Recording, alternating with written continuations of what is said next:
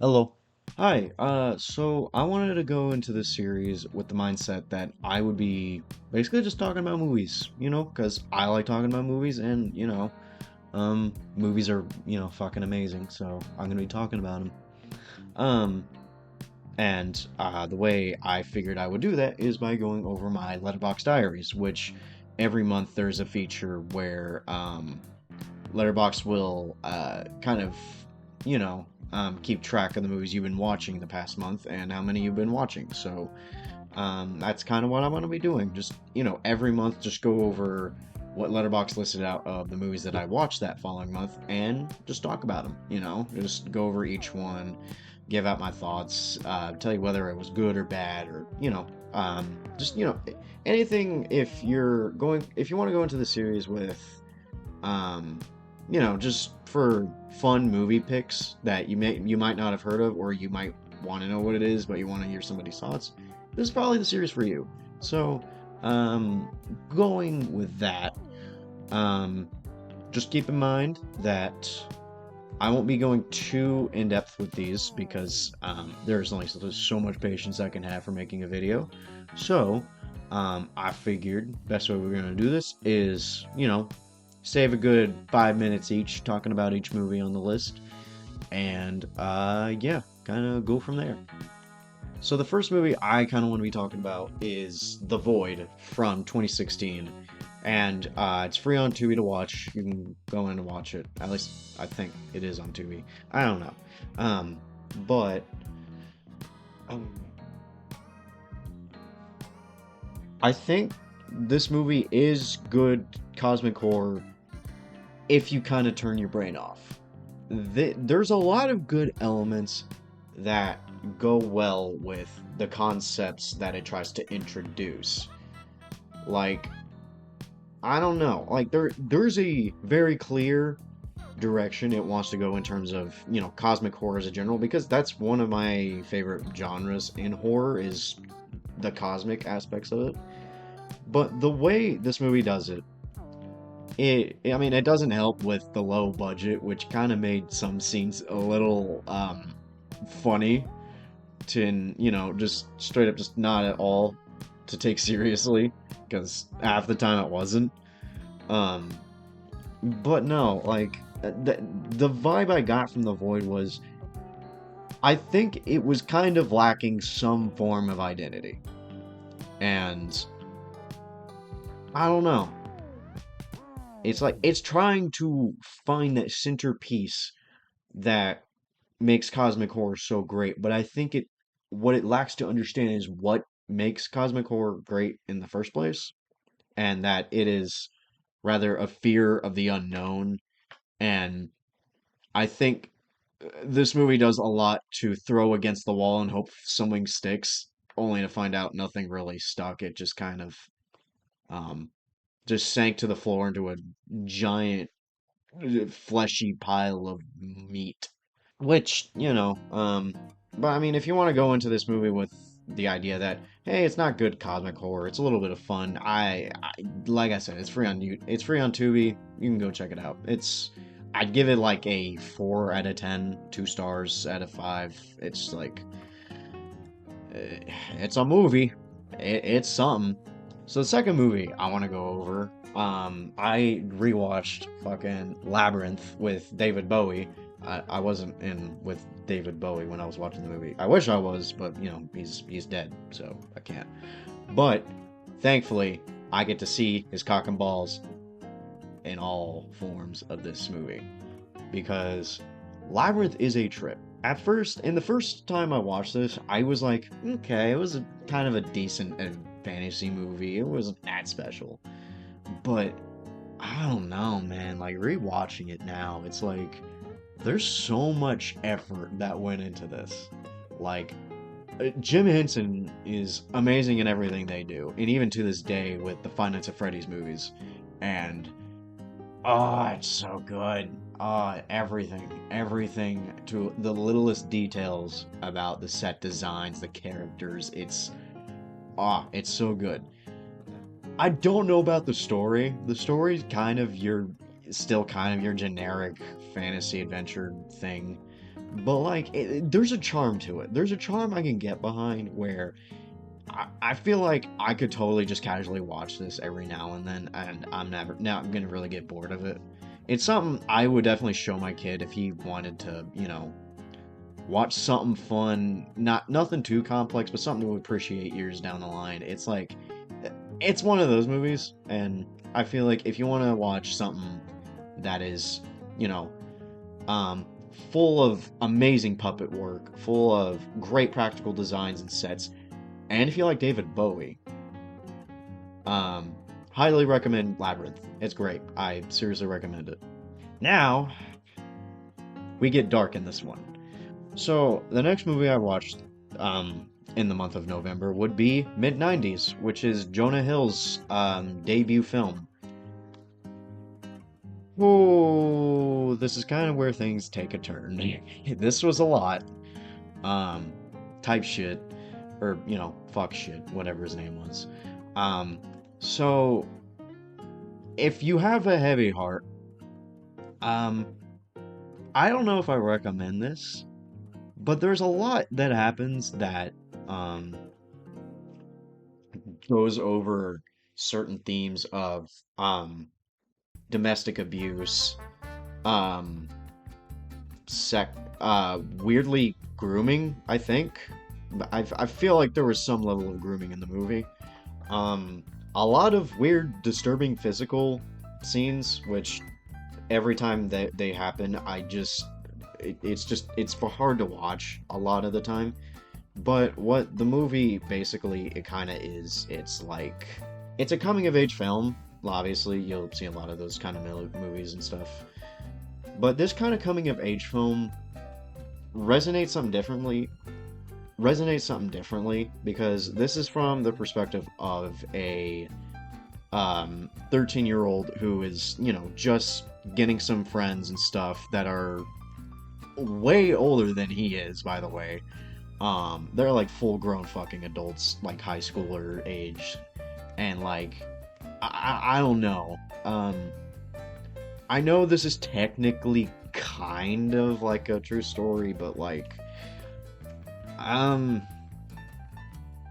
Jonah Hill, you alright, man? But I mean, I still like the movie. It's just, there's a lot in this movie you're gonna catch, and, because like, I mean, the cinematography is pretty good. The whole vibe is fucking immaculate. It reminds me a lot of the nostalgia that was back in 1990s skater rink area. I don't know. I was not born in the 90s. I can't really attest to that. 90s kids, tell me how it was like. But I feel like if you're a 90s kid for a movie called Mid 90s, you'd probably like this. It's time we go into the classics. I decided to watch No Country for Old Men for the first time. Oh my god, it was a trip. It was a trip. Fucking Anton Sugar is quite the character.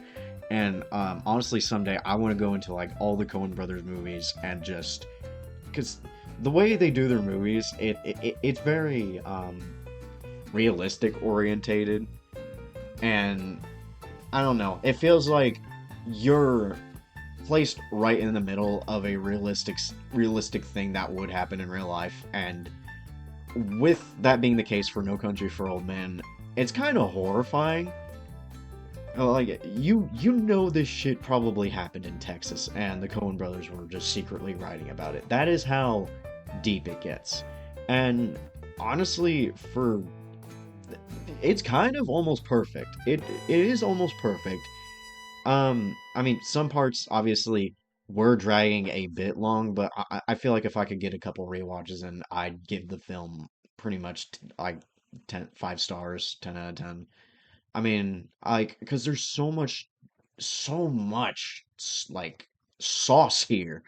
Fucking Javier Bardem is like this psychotic man with an air pressure tank or one of those things that you put against like cows' foreheads. But oh my God. That one scene where they're out in the street, they're having that gun shootout. I have my eyes were just glued to the screen. I was so ready for what I was probably not going to anticipate was going to happen next. but that's what happens. It's these like two crazy fucking people who are at each other's throats for this money, and it's like this is kind of like a modern western. And yeah, that's technically yes, this is a neo western, but if you were to do that kind of genre, I feel like this is the first movie I would think of. This is the movie that would pretty much be the face of neo western movies, and I think not a lot of people would really disagree with that. I think that is basically the best way to sum it up of No Country for Old Men. Yeah, no, fuck. I love the Coen brothers. Javier Bardem is amazing. Same goes for Tommy Lee Jones and all the rest of the characters in this movie. They're great. I seriously recommend it if you are into um thriller type movies that just have you on the edge of your seat. And I don't know, if you like those type of characters where it feels like it's so me, maybe you might like this, but I don't know if I want to recommend you that for the right reasons. So for that, I will give this an 8 out of 10. Like I said, it sometimes it is a little slow to get into, but like I said, I'll probably watch it and maybe a couple of times. I'm probably gonna give this like a 10 out of 10. It's really good. So this one, I'll go into more depth into a future video. Spoiler, hint, hint, hint, hint. But I have watched True Romance. True Romance is, for context, this is Quentin Tarantino's script. Like one of his first scripts that he was sending after he made Reservoir Dogs. Um, and this script was based off of his short film, like technically his first film ever, but I call it a short film because one, it's unfinished. Two, there was no fire that burned the rest of the footage. He just made that shit up just to sound cool. Um, and I mean, if you take a look at the short film and look at the movie, yeah, the similarities are kind of there, but also kind of not.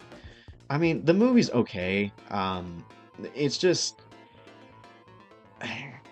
the Tarantino self-insert isn't even subtle in this. Like, you can so clearly tell that the character of um, what was it, Clarence or something?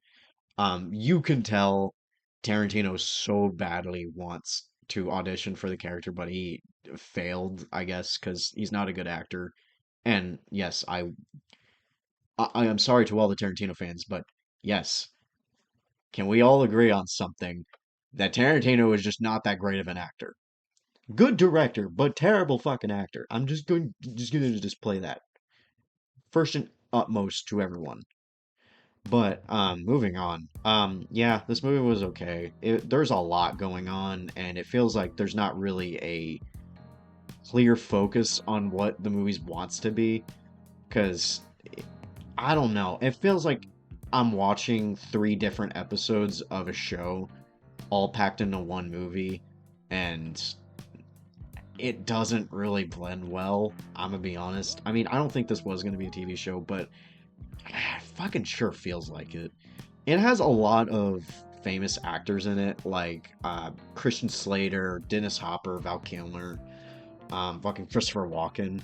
Like all the characters you would basically mostly see in a classic Tarantino movie, which I mean, some of these are in his later movies, some of these actors.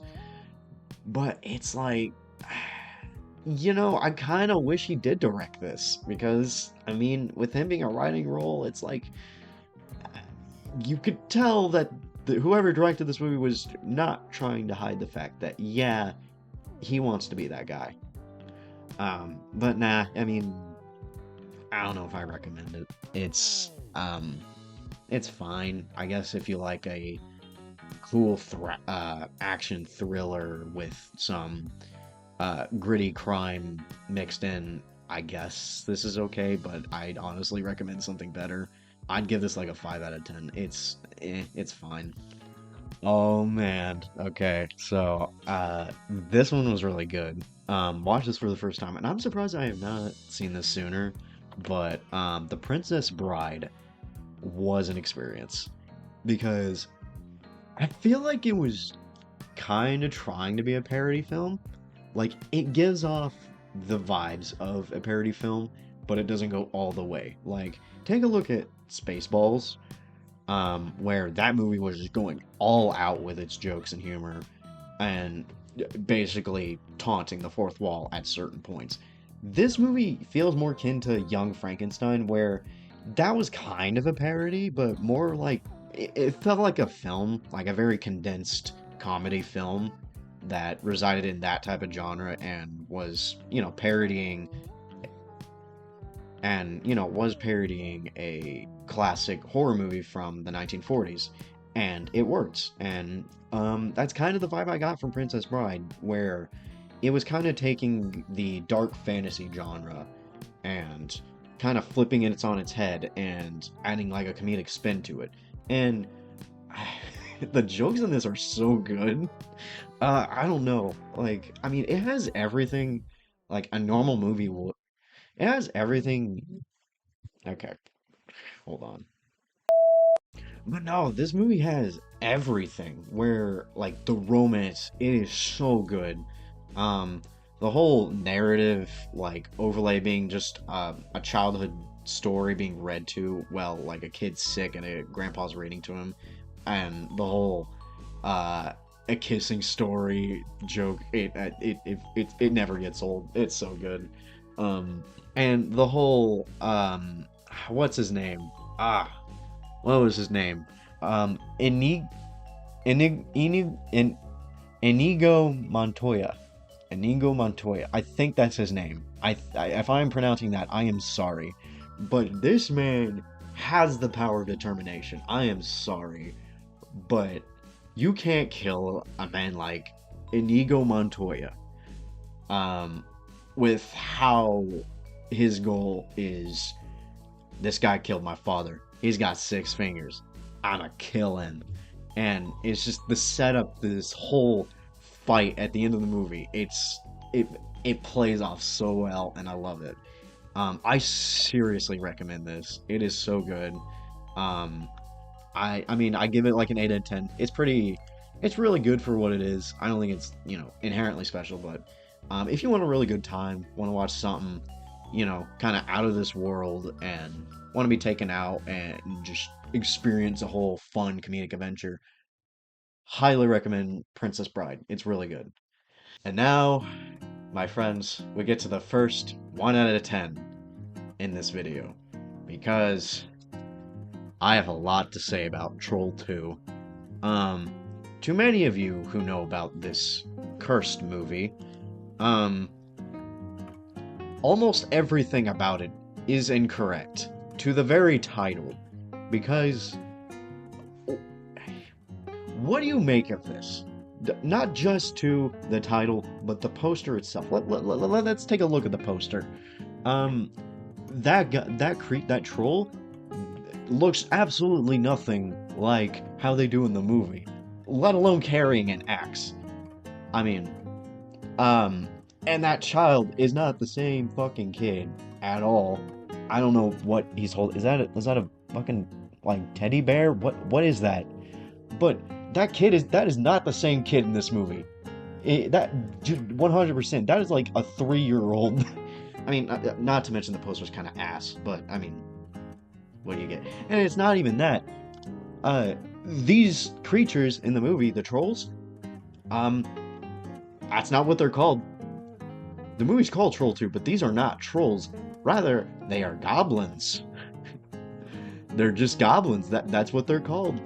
And considering that this is a quote-unquote sequel, I have not seen the first movie, by the way, but as far as I know, I think they still call them trolls in that one, but goblins in this one, which I think the reason that might have happened, I mean, I'm pretty sure there's another reason, I'll look it up, but I think the creators of the movie looked at it, realized, hey, this one's kind of similar to this other movie called Troll. Why don't we call the movie just Troll 2? Why don't we just make this a sequel of that one movie that no one's really heard of? And I guess they got away with it because, um, inaccuracy behold, they renamed the movie to, from whatever the fuck it was gonna be, to Troll 2, where the creatures in the movie are goblins. I mean, okay, I mean, it doesn't really matter what they're fucking called. Either way, the movie fucking sucks. It is terrible. Um, so what happens in the movie, and I want to kind of preface this to anyone who has the utmost curiosity of checking this out, because I don't know if I recommend it unless you take drugs.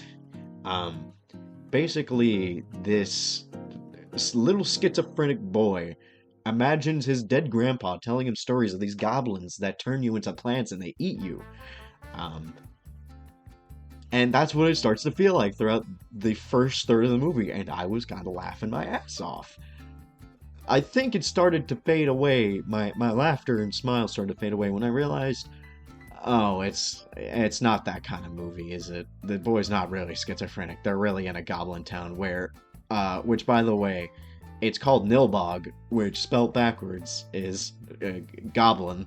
Um, yeah, and it's like, there's so much in this to unpack. Like, I don't know if I want to spoil too much, but there is one particular scene that had me questioning a lot of things. Um, I mean, I'm sure all of you have probably heard the fucking audio for it, but it's like the the parent, like their family's about to go and eat their lunch, or after getting to this vacation home, and it's like this green Play-Doh shit that they're eating, and it's the boy's like, no, no, no, no, no, they can't eat that. What do I do? What do I do? I don't know what to do. I don't know how to make them stop him. Otherwise, it's gonna turn into plants. And I kid you not, the first thing that comes to his mind, he could have, slapped the food away from their hands. He could have told them to just stop eating, something simple like that. And actually, look at the shit that they're eating, because I'm sorry, but whatever those are, I would not eat it. Um, Rather than do those rational things, he decided to stand on the table, unzip his zipper, and piss on all the fucking food. Yeah, and then the father ends up, like, I, I don't know, man. There's so much fucking to talk about. I don't even want to go into it. I don't even remember how the movie ended. I'm pretty sure it ended in a weird bullshit way. But it's like, yeah, I don't know. I don't recommend this. This was really bad. 1 out of 10. Troll 2, more like shit 2. I don't know. It is Antrum, which, by the way, is allegedly the scariest movie you'll ever see, or the haunted movie, because I guess the stories behind this movie was that this is a movie back in the 70s, that played in a movie theater and the whole theater burnt down. And when you watch the film, it's really just, I mean, yeah, it technically plays the movie, but the whole intro for it is like kind of a disclaimer. Not just really a disclaimer, but it's like, you're about to watch the most disturbing movie of all time. And now we're going to tell you what exactly happened when people watched it. And now, starting the movie.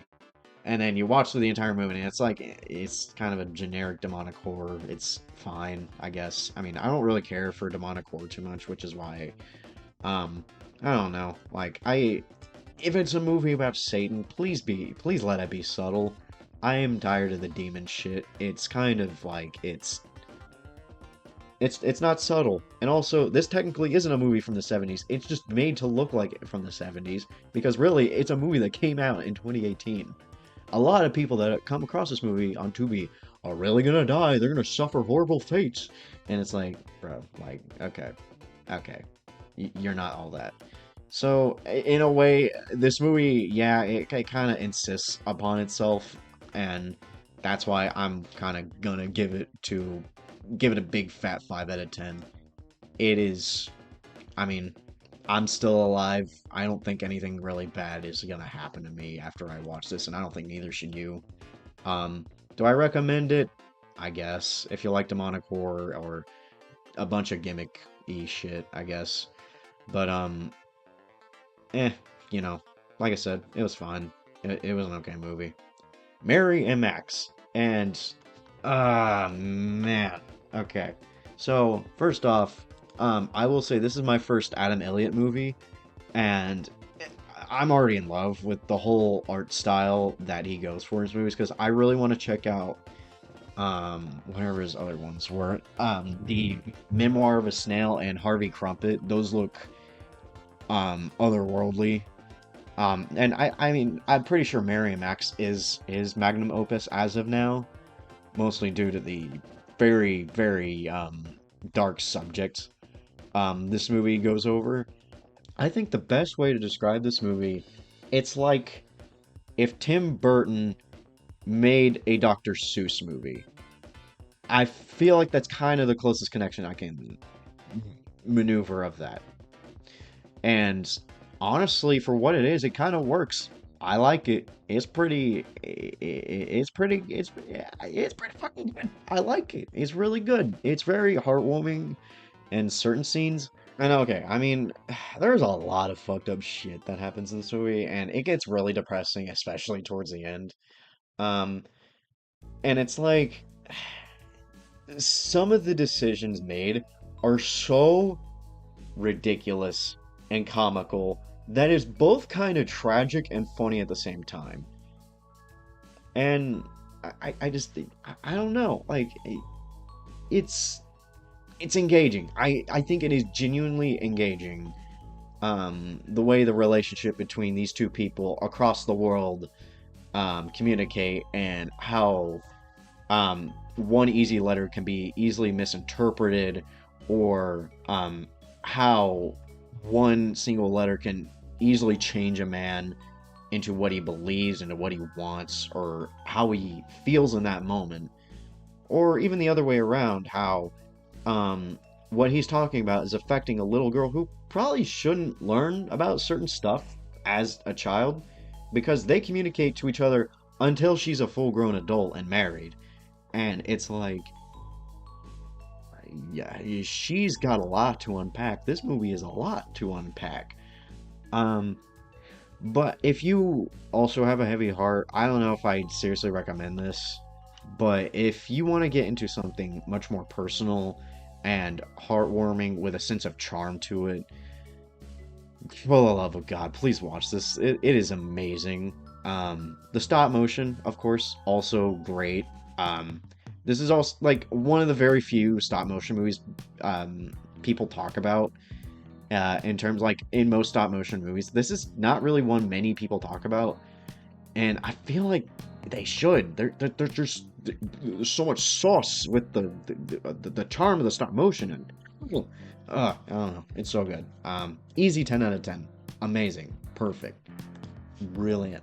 Okay, now into a pretty simple one, but I kind of watched while with my girlfriend and stuff. Because she's seen it, I haven't, and there's a lot of unhinged shit that happens in this one. We're talking The Brave Little Toaster.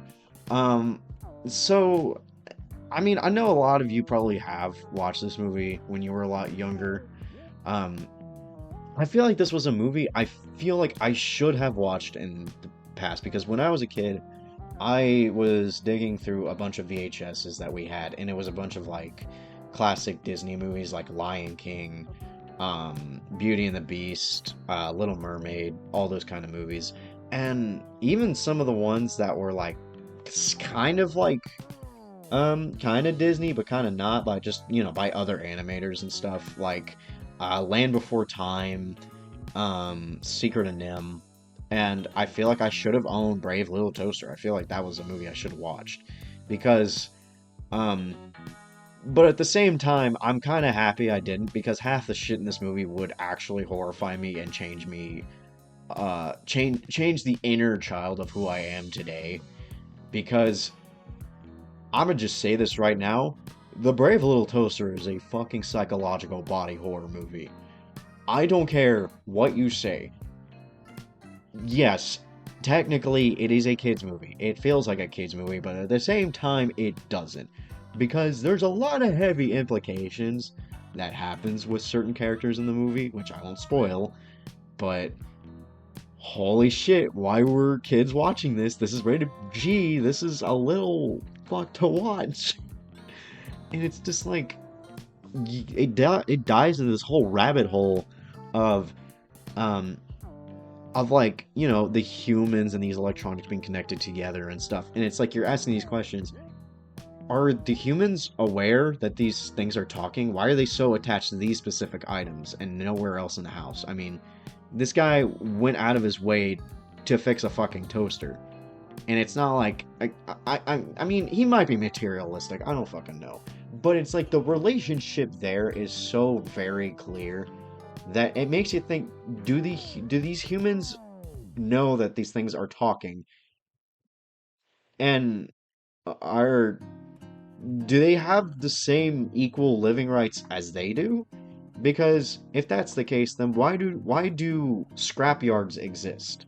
Why do these whole machines where you crush cars happen? And, you know, it's not like these are just simple machines. They're not that smart, unlike humans. Keep in mind, one of them had a fucking nightmare. Yes, a toaster, the thing that, you know, cooks your toast, yes, it has the capability of having thoughts, dreams, and nightmares. And it dreamt of its house burning down, a fucking clown comes in, tells you to run, and it's like, and it even has its own fear of falling into a bathtub and killing itself. And it's like, what is happening? What am I watching? What is this rabbit hole that I've stumbled upon? Now I'm kind of curious on what the other movies are like, because, like, are humans still aware that these things are talking and living and dreaming and having nightmares? Because if that's the case, what a fucked reality is to be if you were born an electronic. Like, this is messed up. This is a messed up movie. I don't know. I guess that's kind of how far I want to go into it. There's something very clearly wrong with this movie, but like, I don't think the writers really intended the movie to be that deep. Maybe they went a little too hard on some of the darker aspects on it. Honestly, this was fucking 1987. They might have been doing coke back then when writing it. But, like, I genuinely don't think there was anything deep within the movie any subliminal messages that they were hiding to make the movie seem darker, which most people seem to be doing nowadays. Don't get me wrong, I enjoy that content, but it is a bit much.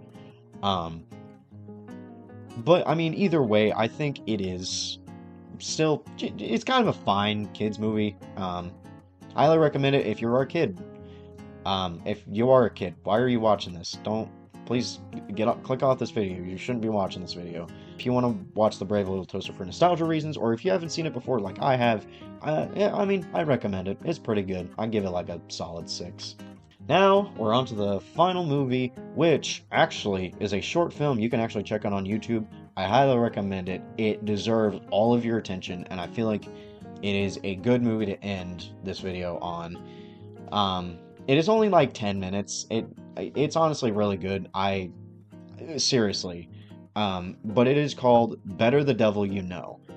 And the way it is, it's kind of like this 80s sitcom movie, or 80s sitcom show is kind of what the setting it's trying to do.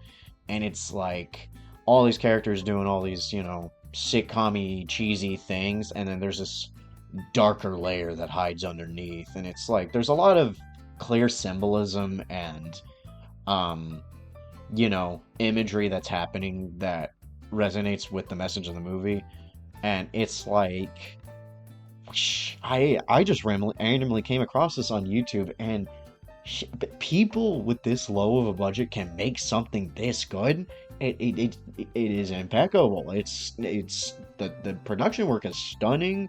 The cinematography is out there.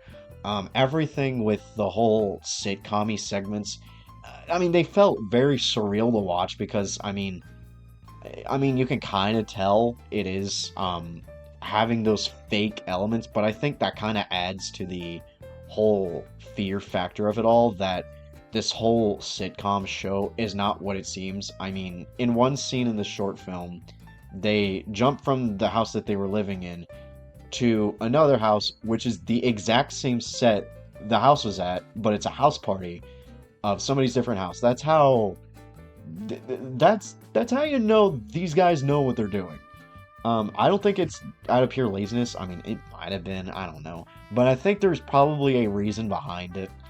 Probably a more comedic reason, and I think that's something you can just appreciate, that there are just little things that they hide in this film that just it just makes you think about some stuff like that, and it's good. But Better the Devil You Know, go watch on YouTube. It's free. It is highly recommended. It is, I'd give it like an 8 out of 10. It is really good. I enjoyed it thoroughly.